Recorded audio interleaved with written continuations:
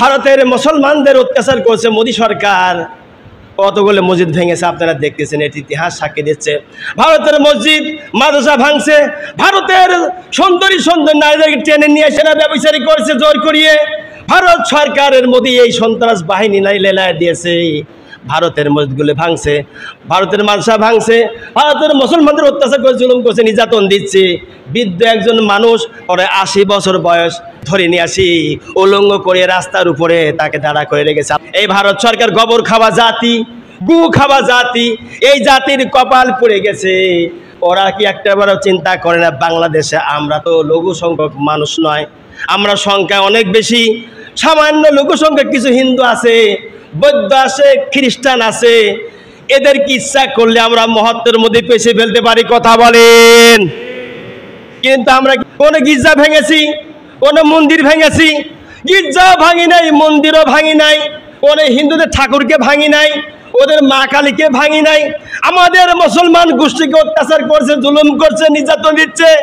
আমরা মুসলমান যদি ঐক্যবদ্ধ ভাবে যদি আমরা চাপ দিই, বাংলার জমিন থেকে একটা হিন্দু ভগবান কবার সুযোগ পাবে না, কথা বলেন, কথা বলেন। সুতরাং আমরা তা করি নাই।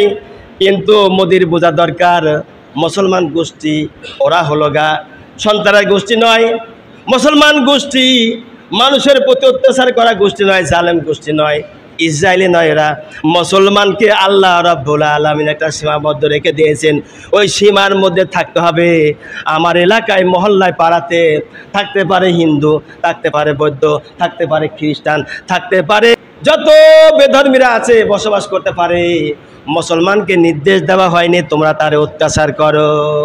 তাই আমরা মুসলমান হইয়া কোনো কাফের মুশরিকদের অত্যাচার করি না। তবে হ্যাঁ, যদি মুসলমানদেরকে এভাবে করে অত্যাচার করা হয়, জুলুম নির্যাতন করা হয়, মসজিদ মাদ্রাসা ভাঙা হয়, আর যদি মুসলমানদেরকে ল্যাংটা করে যদি রাখা হয়, অনেক মা বোনের বুরকা জোর করে খুলে ফেলতেছে, আমি তাকায় দেখলাম ফেসবুকেতে। এগুলি মিথ্যা নয় আমার ভাইরা, হাজার হাজার কথা এগুলি রয়েছে। যদি এরকম করা হয়, আমরা মুসলমান, রক্ত গায়ে থাকতে কাফেরদেরকে আমরা ছাড় কোনোদিন দেব না, কথা বলেন।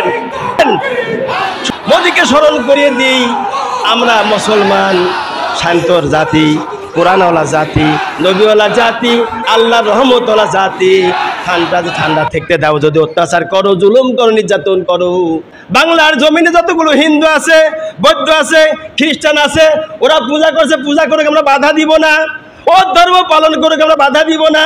আমরা মুসলমানদের যদি কেউ বাধা দিতে আসে, এই যে 2 দিন আগে দেখলাম একটা মেয়ে গরুর গোশত খেয়েছে বলে মুখটা সেলাই করে দিয়েছে, আমার ফেসবুকে ঢুকবেন, আমি দিয়েছি সেটা, আমি সেখানে কুতুবি পাবনা, এই ফেসবুকে ঢুকবেন দেখবেন লেখা আছে সেখানে, আমি দিয়েছি। গরুর গোশত খাওয়ার অপরাধে মুখটা মেয়েটার সেলাই করে দিয়েছে। এমন নির্লজ্জতা বিহায়পনা কাজ করতেছে, এরপরে মুসলমান চুপ থাকবে তা হতে পারে না। মুসলমান জাতি এখন বোঝা শিখেছে, পাল্টা জবাব দেওয়া শিখেছে। এখন সেদিন চল গিয়া, অন্ধকার যুগ নয় যে তুমি যা মনে চায় তাই করবে, আর আমরা মুসলমান জাতি চাই দেখবো।